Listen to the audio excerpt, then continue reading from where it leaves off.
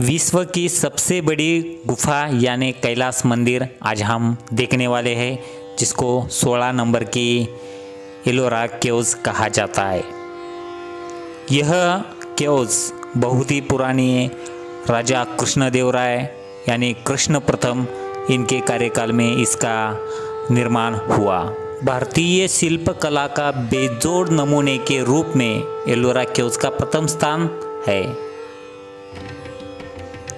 ईसा पूर्व 600 शताब्दी में राष्ट्रकूट वंश की राजधानी का केंद्र था। ईसा के पूर्व ये वाकाटक के अधिशासन में था और ये ही लोग अजंता कला के कलाकारों के वंशज थे। अजंता के एलोरा की पत्थर के चट्टानों में बनाई गई अजरामर कलाकृति है। इस मंदिर में रामायण महाभारत की कथाएं का चित्रण किया गया। यहाँ शिल्प द्वारा संपूर्ण रामायण की कथाओं का यहाँ दर्शन किया जा सकता है। और यहाँ आप देख सकते कि जो जटायु का पक्षी था वही का चित्रण यहाँ शिल्प द्वारा में दिखाई देता है। और बहुत सारे नक्शीकाम इस केव्स में दिखाई देते। विश्व में बहुत सारे मंदिर है, लेकिन इस जैसा मंदिर कहीं भी नहीं बनाया गया।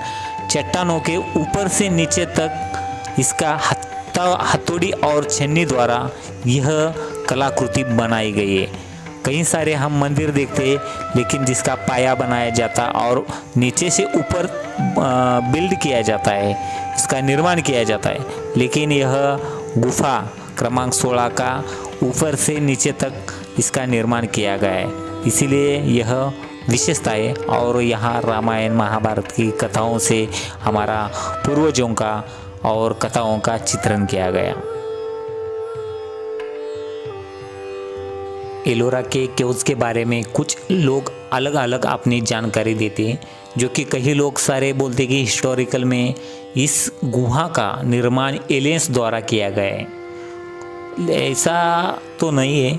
हमारे पूर्वज बहुत सारे ऐसे वास्तु दिखाई देते कि हमें बहुत सारे, जो कि दक्षिण भारत में भी है और यही भी है कि इतने बुद्धिमान कारीगर यहाँ थे कि जिन्होंने किसी ही यंत्र औजारों के बिना अपने छन्नी और हथौड़ा पेंटिंग द्वारा इतना सुंदर सारा नक्शी काम यहाँ किया है।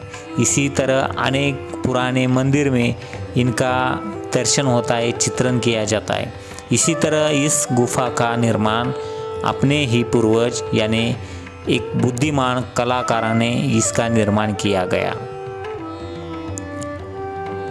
यहाँ कैलाशनाथ मंदिर का भव्य दिव्य कैलाश स्तंभ दिखाई देता, जो कि सबसे आकर्षक केंद्र बिंदु इस गुफा का इस मंदिर में है।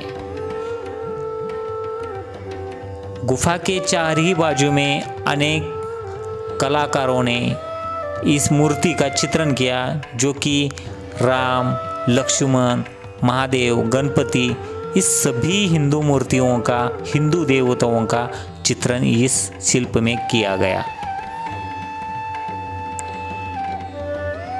यहाँ आप देख सकते हैं कितना सुंदर नक्शीकाम किया गया।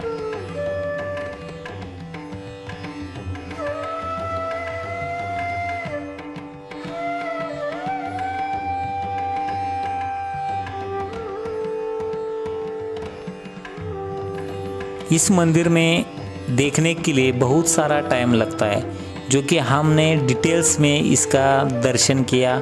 और अब हम जा चुके हैं मंदिर के गर्भगृह के बाजू में जो नंदी है उसके सामने, जो कि स्ट्रक्चर बहुत ही सुंदर है। और जो प्रवेश द्वार पर दिखाई देते बहुत सुंदर मूर्ति है। अब हम नंदी भी देख चुके हैं और उसके ऊपर जाके यो कैलाशनाथ मंदिर का कैलाश स्तंभ भी देखे।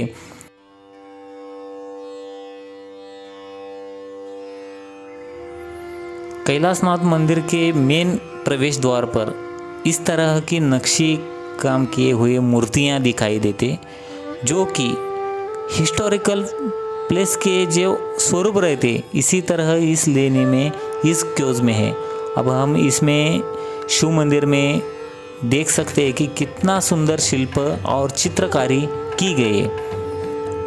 हजारों वर्ष पुराने भी जो कि आज ही तथा जैसे है, बहुत ही सुंदर। यहाँ एक शिल्प दिखाई देते कि जो कि 3D जो पेंटिंग रहती है, शिल्प रहती है, इसी तरह इसका निर्माण किया गया। हम जहाँ तरफ जाते वहाँ तरफ यह मूर्ति का चेहरा मुड़कर देखने का भास होता है। यानी हम कल्पना कर सकते कि तब कितने कलाकारों ने अपना पूरा कष्ट करके कितना सुंदर शिल्प बनाया गया। और दीवारों पर यहाँ देख सकते हैं कि पेंटिंग बनाई गई है और चित्रकारी का रंग रूप रेशा का निर्माण किस तरह से कलाकारों ने निर्माण किया, यह दिखाई देता है। हजारों वर्षों पुराने का चित्रकारी का निर्माण किसी तरह करते थे हमारे पूर्वज कलाकारों ने, इसका एक उदाहरण है।